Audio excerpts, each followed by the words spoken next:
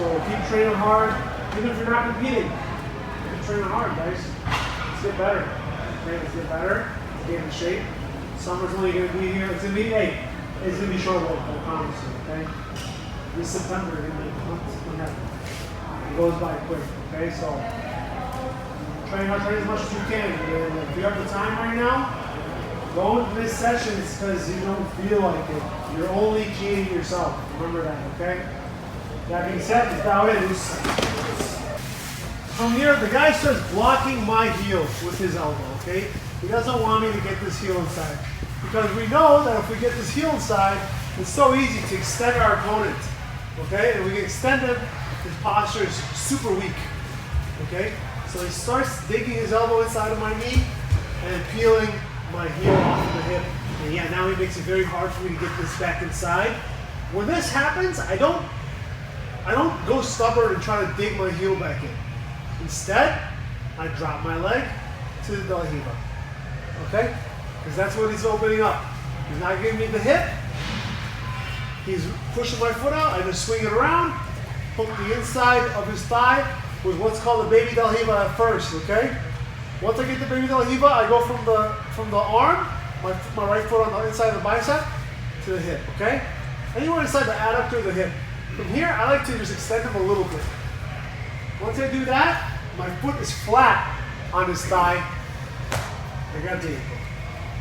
Here, I'm gonna dig my toes into his thigh, I pick my hips up off the mat, I turn to my shoulder, shoot my leg all the way through to a deep Dela Riva. Once I drop my hip to the mat, he's gonna step back. That foot's always gonna come towards me, okay? If you have the length and he steps far enough, we can make this grip on the pant.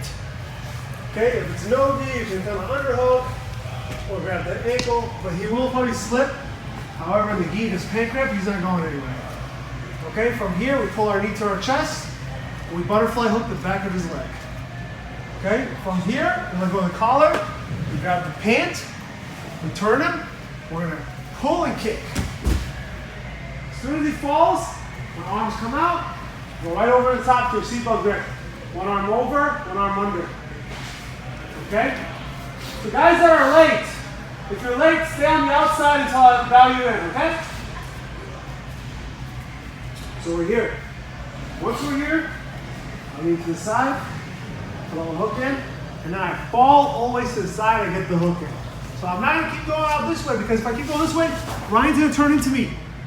Turn into me, Ryan. And he's gonna end up on top, okay, into a half crunch. So as soon as we get that first hook in, even if you lean it this way first, turn and land on the other side, and get the second hook in. Once again, entire technique.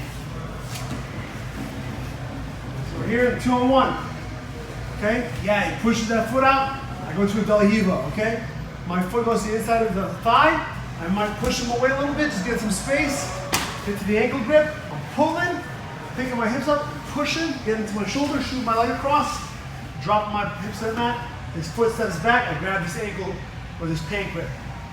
Okay, from here I pull my knee to my chest, I insert this butterfly hook behind his knee. I let go of the collar, I go to the pant. From here, I can let go of the pant, my left pant grip, and go double pant grip on the waistline, okay? From here I pull, kick. Once he's here, we get our seatbelt grip. Go one hook in, fall to the hook side, go to the second hook in. Questions with this, guys? Yesterday I showed going into the pant grip first. I personally like the ankle grip if it's available. It's a lot more control.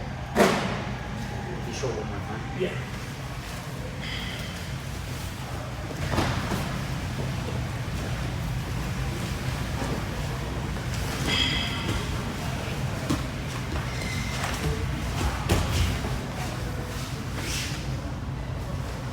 Grab a partner, let's go, 1, 2, 3. Which side to fall to? I was saying yesterday, if you were here in class, really you could fall to either side. You have the back. But if you're new, if you're white belt, And even if you're a blue belt, I recommend still falling to the choking side, which is always going to be the top side. Okay? Your top arm with your bottom hand. Okay? So I always fall to this side. This is the traditional side to go to, the choking side. So I'm going to fall to my left side because my left arm is the top arm. Okay? Now, if my top arm was my top hand, the problem with this is when Ryan starts to peel my seatbelt grip, he has control of my choking arm now. And it's going to be very difficult for me to get an arm across and choke him. So it's a very common mistake. It's very easy to fix as long as you keep that hand, even though it's your top arm, as the bottom hand. Because now when he peels the seatbelt grip, feel it. He peels, both of his hands are occupied with my support hand. So now my choking arm is free to go around. Okay? Since I'm able to go around, we're going to do this little choke here. He pulls and he peels. Guys, really stay tight with your seatbelt grip. So my chest is to his back, my chin is over his shoulder, my ear is next to his ear. Okay? From here, he's going to start peeling. When he peels, we reach across, we grab the shoulder. Okay? As soon as we grab the shoulder, we pull our arm out, we're going to come over the top. Ryan's probably going to start getting his hands inside, okay? So that's us going for the rear naked choke. He gets 2 hands in, okay? With the gi, we get to use the lapel. So maybe I'm not able to get the rear naked choke, no problem. I'll bring my arm back under and I start to fold the lapel. Okay? I push through, I put my thumb on the outside and I push it in. Okay, I bring my arm inside and I pass this lapel grip now. It makes a really nice grip for my hand to grab. And you see we have a little bit of slack from my hand to Ryan's neck. He still has 2-on-1. Okay? From here, we're going to be able to pummel our arm inside, control the wrist, and push the wrist down. Okay? When I push the wrist down, I'm also going to pull away. As I pull away, to get rid of this slack, I'm going to bring my elbow behind his head. I pull my chest away from his back. From here, my hand goes straight, like a little knife. I call this the sniper choke, guys. I have sniper vision behind his head. I shoot the arm through. Now finishing mechanics. I don't want to choke Ryan out. I loosen up. I'm pulling my wrist down, okay? I'm still pulling my chest back. And when I punch through, I'm pushing his head forward into the collar, and then I start rotating my right shoulder to the mat. And I get a tap. Okay, again. I'm here tight, he peels the grip. I reach through, he grabs. He starts to peel. I grab inside to the support hand. I like to open this lapel. And I say grip. If he comes back, it's okay. We peel again. Pull back. Separate the back or the chest from the back. Shoot the hand behind the head. Turn and hit the tap. All right, guys.